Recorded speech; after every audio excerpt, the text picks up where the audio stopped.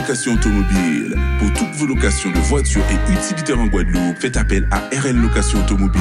Avec RL Location Automobile, réservez en toute tranquillité, 7 jours sur 7, 24 heures sur 24. RL Location vous propose une large gamme de voitures et d'utilitaires au meilleur prix sur le site internet www.rl-location.com. RL Location, c'est aussi l'assistance et la livraison. Pour tout renseignement, contactez-nous au 05 90 106 687. RL Location Automobile, la location en toute simplicité.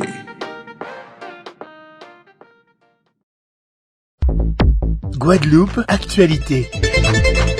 Et notez qu'aujourd'hui, les enfants des écoles de Daubin, de Fontarabie, de Carrère et Montebello à Petit-Bourg n'ont pas déjeuné ce midi ou très tard en fait. Les repas n'ont pas été livrés et les enfants ont finalement eu un sandwich, comme vous pouvez le voir à l'écran, à 15 h. La municipalité en tout cas tient à s'excuser pour la gêne occasionnée. Visiblement, il semblerait qu'il y ait eu plusieurs cas de Covid qui aient empêché donc l'approvisionnement des écoles. Retour à la normale, prévu en tout cas jeudi. Parlons maintenant des douleurs de règles qui sont le premier motif d'absentéisme des filles à l'école. Des douleurs qui peuvent alerter sur un problème plus grave, à savoir l'endométriose. Et très peu abordée, cette maladie finalement commence à rentrer dans les plans de communication. Regardez. Nous avons 85% quand même de notre public qui est féminin. Donc pour nous, il était important que cette matinée se tienne parce que à demi-mot, nos élèves ne nous disent pas toujours leurs souffrances, mais ne posent pas, les diagnostics ne sont pas toujours posés parce que les familles ne sont pas toujours au fait non plus. Et un peu comme je l'ai dit dans mon accueil, mon mot d'accueil, souvent on dit t'es trop momolle, t'es trop alors tu as un prétexte. Et pour nous, il n'y a pas de prétexte face à la maladie. Il faut prendre en compte la maladie, il faut l'expliquer et il faut que toutes les instances prennent à bras le corps cette problématique de l'endométriose. L'endométriose est une maladie chronique, c'est une maladie qui commence très tôt, depuis les premières règles jusqu'à la ménopause. Donc il faut que les jeunes soient informés pour qu'elles se prennent en charge, ou que les parents aussi soient sensibilisés pour que les enfants soient pris en charge correctement. Et les douleurs de règles, souvent appelées douleurs de règles, peuvent vouloir dire endométriose.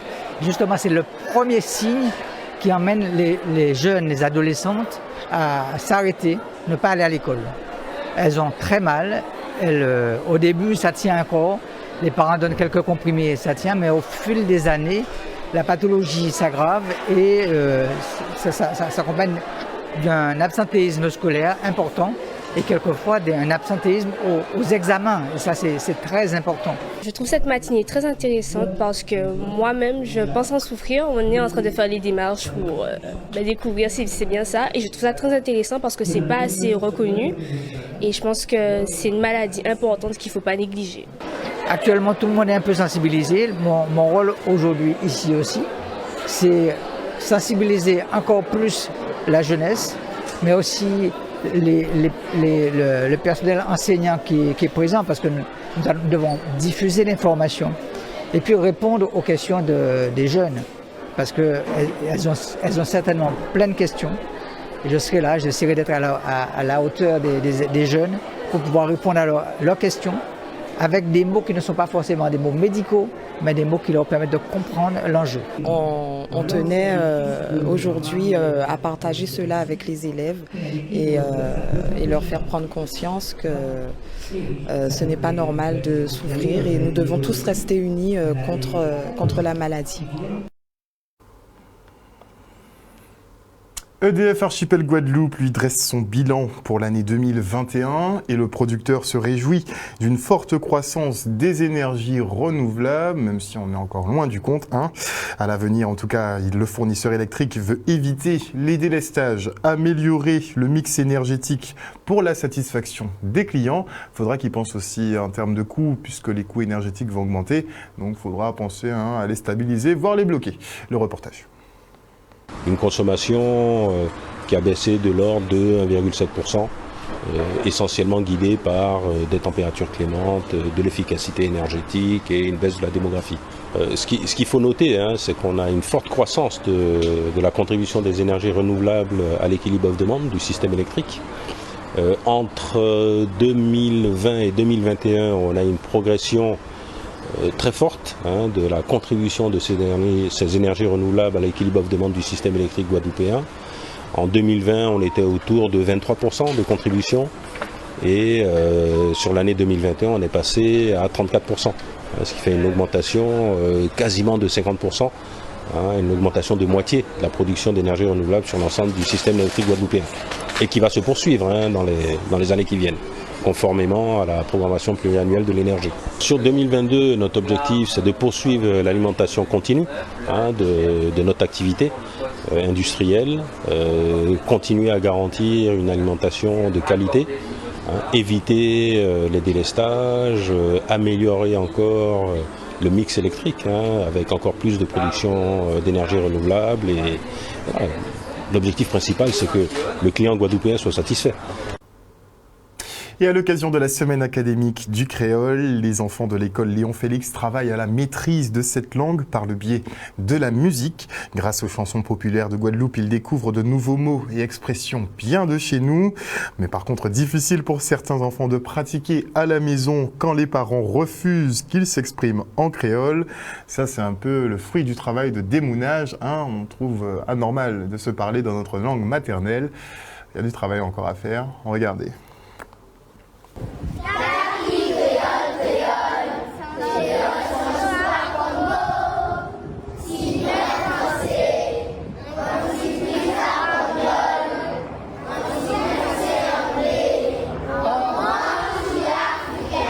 C'est une semaine académique dont toutes les écoles sont invitées à présenter un travail autour de la chanson populaire. Donc c'est là le thème, la chanson populaire en Guadeloupe. Donc ils ont travaillé sur les textes, ils ont rencontré des artistes et là ils sont en mesure de reproduire, de chanter effectivement les œuvres qu'ils ont étudiées avec leurs enseignants.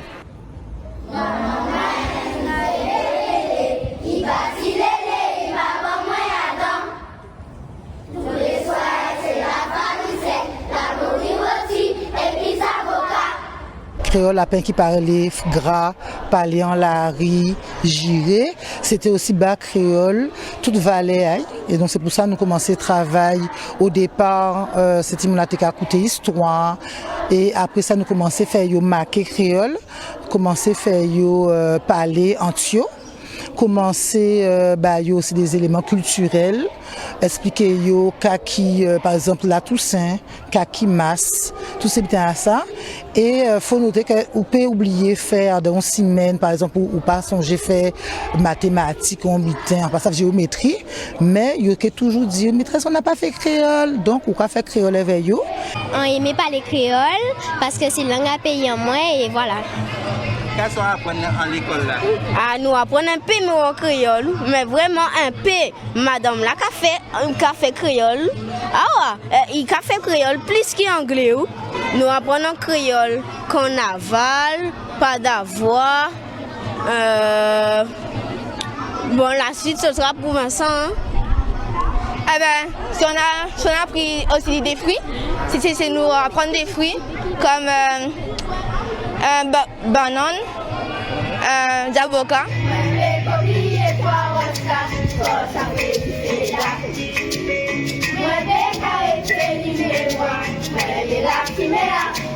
Moi, je mets tout bitin parce que quand on dit Elia, c'est langue en nous, c'est langue à pays en nous. On aime ça parce que à casa, on passe à parler créole. Pas d'avoir, maman pas aimé ça. Donc, on préférait aller à l'école et parler créole.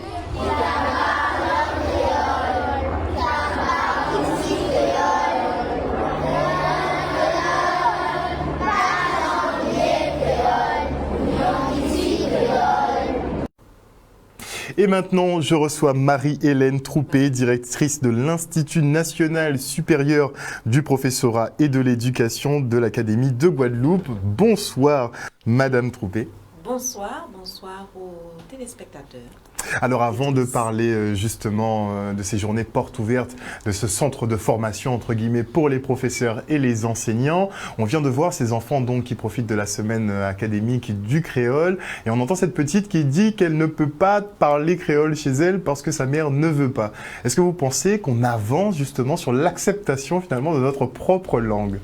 Je pense que oui, et je me permets de faire tout de suite la liaison pour indiquer qu'à l'INSPE, il va y avoir une des manifestations dans le cadre de la semaine académique. Elle va se dérouler en partenariat avec Canopé, et c'est bien parce qu'une des préoccupations de ce lieu de formation des enseignants est cette continuité qu'il doit y avoir avec le créole. Alors, je laisserai les spécialistes, bien entendu, développer sur la question, mais dans tous les cas, la préoccupation, elle demeure avec les langues et cultures régionales. Très bien. Alors aujourd'hui a commencé justement les journées portes ouvertes de votre centre, de votre institut. Comment ça se passe cette année concrètement ? Ça se passe à nouveau en virtuel, faut-il le dire, puisqu'évidemment, nous n'avons pas pris de risque à prévoir la manifestation en présentiel au cas où, pour X raisons, comme vous le savez, il aurait fallu modifier l'organisation. Donc 100% virtuel, aujourd'hui mardi et demain mercredi. L'objectif est de sensibiliser en fait les candidats au métier de la formation, de l'éducation et à tout ce qui peut concerner la transmission de manière générale. Est-ce que c'est toujours aussi attractif, les métiers de la formation ? Alors, c'est une question très délicate, j'ose le dire. Non, je pense qu'il y a un attrait de toute façon. Les entrées peuvent être multiples. Je pense que ce n'est pas forcément, on n'aura pas le temps de développer aujourd'hui, mais les entrées peuvent être multiples au sens où il y a l'environnement de l'outre-mer de manière générale, l'environnement de la Guadeloupe plus spécifiquement, et dans tous les cas, ce besoin que nous avons de savoir que les enfants, ils sont quelque part et qu'ils apprennent, j'allais dire entre guillemets, correctement. Je mets des guillemets parce qu'on n'a pas la prétention de devenir des parents. Il s'agit bien évidemment de toujours être associé à un processus au sein duquel le parent a toujours sa place en termes d'éducation, mais l'enseignant, dans tous les cas, j'ai presque envie de dire, y compris à l'université, avec les étudiants, l'enseignant a une grande place à jouer. Alors après, il y a bien évidemment les parcours, les objectifs, les niveaux souhaités, premier degré, second degré, etc. Mais dans tous les cas, ce goût pour la transmission demeure encore. On parle d'évolution du métier d'enseignant, notamment pour les tout petits. Il y aura plus de spécialisation plutôt pour qu'ils soient opérationnels plus vite. Comment elle va se goupiller, la réforme ? Alors, la réforme, elle a démarré cette année pour l'ensemble des INSPE, donc au niveau national. Elle se met en place, elle va continuer à se mettre en place sur l'année universitaire prochaine, voire les années ultérieures. Il est vrai que ce qui est recherché très souvent, c'est que l'enfant devienne quelque part plus autonome dans sa manière d'apprendre et au niveau des apprentissages. Donc là aussi, il y a des spécialistes sur toutes ces questions-là. De notre côté, au niveau de l'INSPE, avec un adossement, un laboratoire de recherche préoccupé par les questions de la transmission, le Master MEF, puisque c'est comme cela qu'il s'appelle, considère effectivement un certain nombre d'orientations. Et il y a des ouvertures, puisque à la rentrée prochaine, nous aurons 2 nouvelles formations.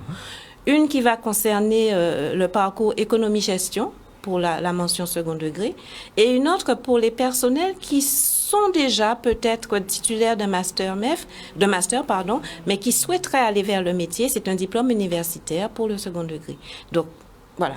Au fur et à mesure, il y a une offre qui est enrichie pour tenir compte des besoins à la fois de l'académie qui est notre partenaire institutionnel et d'autres branches éventuellement qui peuvent avoir besoin de nos missions. Donc 2 nouvelles branches à la rentrée prochaine. C'est cela. Merci beaucoup en tout cas Madame Troupé pour être venue nous parler des activités récentes justement au sein de votre institut et aussi ces nouvelles formations qui vont ouvrir et on espère que vous ne manquerez pas de bras. En principe non. Nous avons essayé de prévoir la chose et d'anticiper. Très bien. Merci beaucoup. Je vous en prie. Merci à tous. Parlons maintenant de l'homme noir qui est particulièrement malmené dans ce monde racialisé. Régulièrement, les afrodescendants se retrouvent à devoir manifester après qu'un des leurs ait été abattu par la police ou noyé par exemple dans la Méditerranée. Un traitement particulier qui était au cœur de la conférence autour des mouvements de contestation tels que Freedom Now ou encore Black Lives Matter. On se rend sur le campus de Saint-Claude. Il est vrai que dans le contexte actuel, les étudiants, la population est très demandeuse d'explications concernant son histoire, concernant le pourquoi des problématiques qu'elle rencontre aujourd'hui. Et il est vrai que dans un premier temps, cette démarche s'inscrit dans le cadre d'un cours de civilisation américaine, mais par extension, nous savons bien que chez nous également, en Guadeloupe, il y a beaucoup de questions concernant pourquoi ces frictions, pourquoi ce sentiment d'être toujours en dessous, vous voyez, du colon.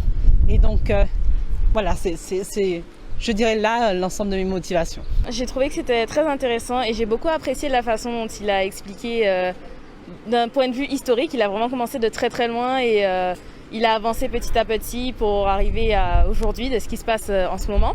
Et c'est vraiment un sujet qui m'intéresse beaucoup. Donc avoir de nouvelles informations sur ce sujet, ça m'a vraiment plu et du coup j'espère pouvoir faire un bon rapport à la fin de l'année dessus et tout ça. Mouvement perdure en fait, parce que l'histoire des États-Unis, c'est une histoire qui est passionnante, non pas passionnante dans le sens où c'est positif, mais ça nous permet vraiment de voir là où nous en sommes.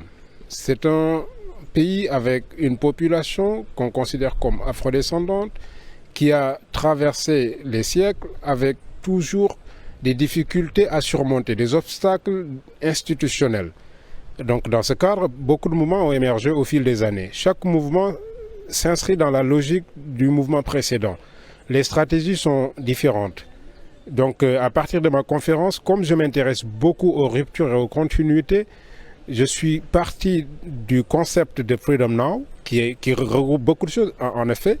Et à partir de ce concept Freedom Now, on identifie des acteurs. On identifie une philosophie, on identifie une démarche. Et lorsqu'on prend ce concept, on le confronte à un autre concept qui est Black Power, on voit l'évolution du mouvement, mais on voit aussi comment la structure politique dans laquelle s'inscrivent ces mouvements s'adapte en même temps. Donc c'est très important lorsqu'on étudie l'histoire afro-américaine de comprendre les États-Unis dans sa globalité. Les États-Unis, un pays particulièrement complexe. Vu qu'on s'est d'étudier la civilisation américaine, c'est très intéressant.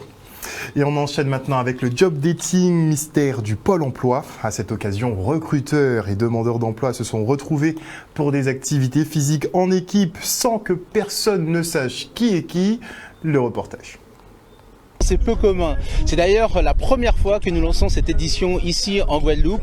Et le but de l'opération, c'est effectivement d'avoir un job dating. Donc c'est une véritable opération de recrutement, mais sous une forme particulière, sous une forme sans CV. Et effectivement, on a mis ensemble des recruteurs. En l'occurrence, aujourd'hui, nous avons 19 recruteurs et une centaine de demandeurs d'emploi qui sont mélangés, qui sont là de façon anonyme et qui vont, par l'exercice de la pratique sportive, se rencontrer, sortir des représentations. On va ensuite déjeuner tous ensemble et il y aura enfin la séquence de job dating et donc de recrutement et d'entretien de recrutement. Je suis responsable des ressources humaines. Bien sûr, c'est important puisqu'on a la rencontre ici des demandeurs d'emploi qui pratiquent une activité sportive, pas forcément des grands sportifs, mais qui partagent ces valeurs qui sont saines pour le corps, pour l'esprit et pour l'emploi tout simplement. Je pense que ce genre de manifestation, c'est à mettre en place le plus régulièrement, car je pense que ça noue un contact avec l'employeur et c'est pour ces raisons que je trouve ça assez agréable, parce qu'on y est tranquillement, on est à l'aise en fait. Pour quelqu'un qui est timide ou qui a des a priori, en fait ça donne une approche différente. Ça peut le permettre de se libérer justement parce que tout est anonyme, on ne sait pas qui est qui, donc on n'a pas du tout cette approche de employeur et demandeur d'emploi qui permet justement d'avoir cette frustration. J'adore le concept et je trouve que c'est super intéressant en fait de découvrir une personne au-delà du CV, on découvre vraiment la personnalité en fait et c'est plus intéressant je trouve que découvrir quelqu'un dans un cadre particulier ou on va dire pas sérieux mais un cadre vraiment précis quoi. C'est une manière différente d'observer les qualités et la manière dont la personne va se comporter au moment où elle sera en équipe au sein de l'entreprise. Donc c'est formidable pour ça. Et ça, on souhaite le faire le plus tôt possible avant les Jeux.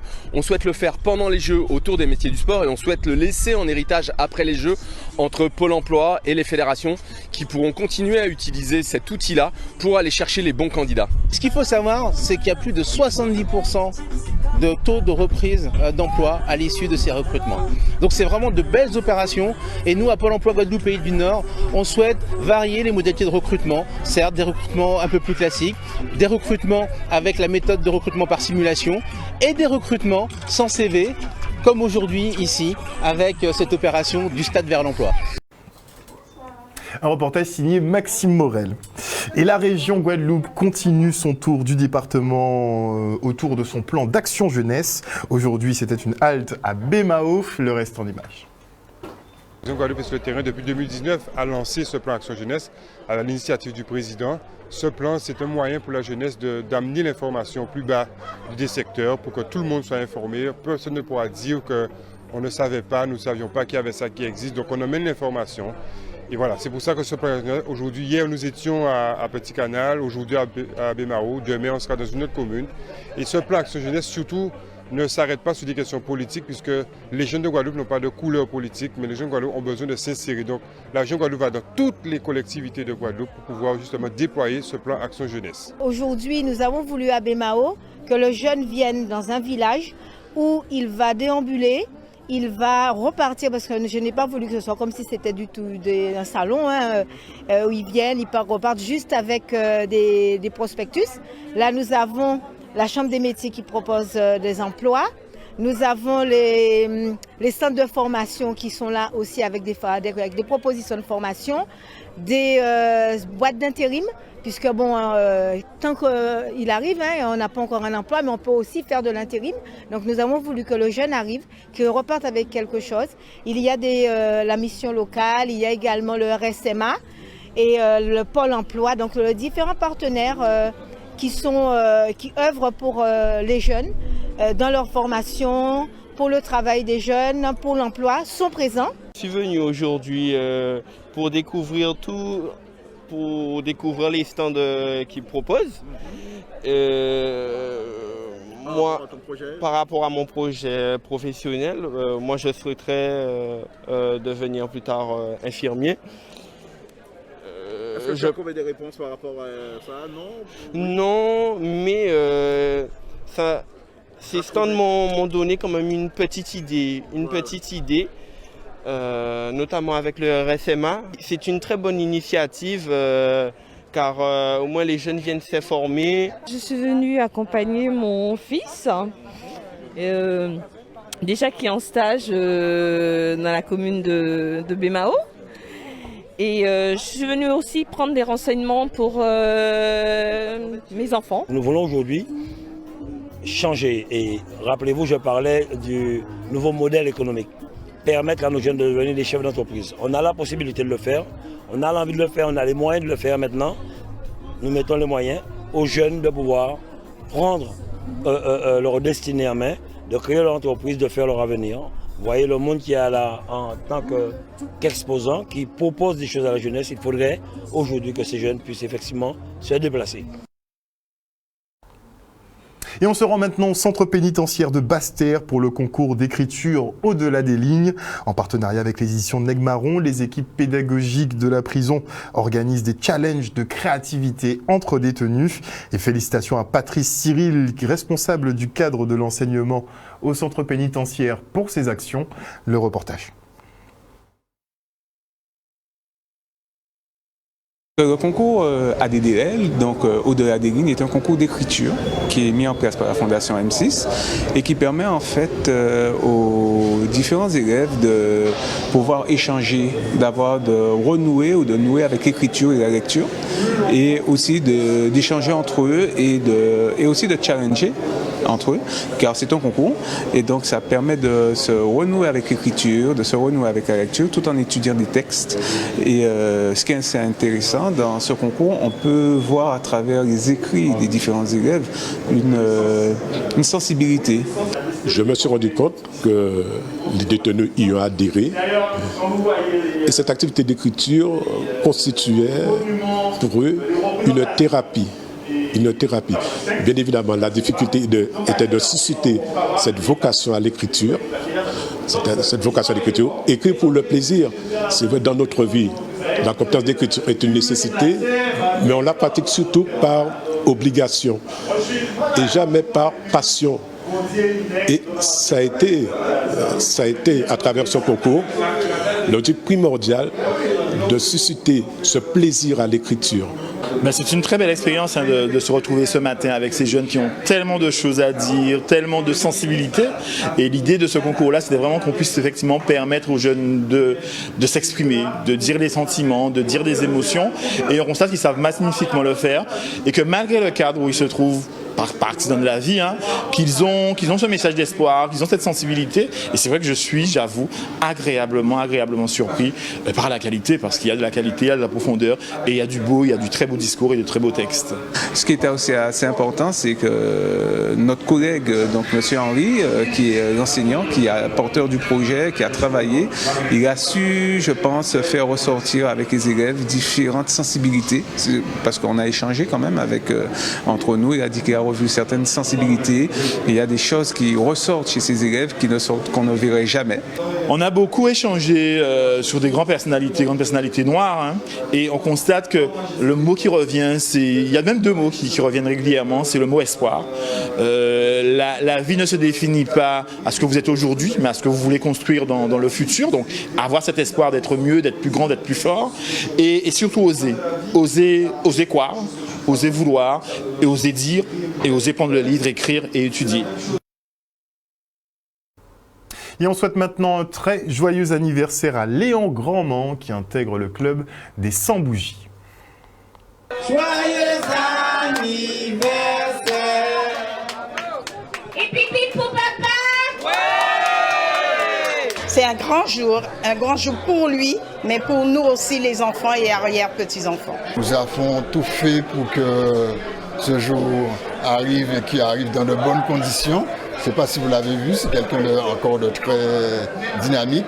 Alors voilà, tout le monde était content, toute la famille est contente. C'était quelqu'un de très populaire qui a connu beaucoup de monde, non seulement sur Sainte-Anne, mais bon, par rapport à la situation, effectivement, on est un petit peu en restreint, mais si c'était pas ça, je vous assure qu'il y aurait eu du monde là. J'ai perdu ma mère très tôt, mais mon père est encore là pour moi et pour tout le monde. Pour moi, ce papa-là, c'est un papa d'amour, comme on dit, que vous verrez écrire, c'est un papa d'amour et c'est un monsieur d'amour. Il est gentil et puis ça va bien avec lui.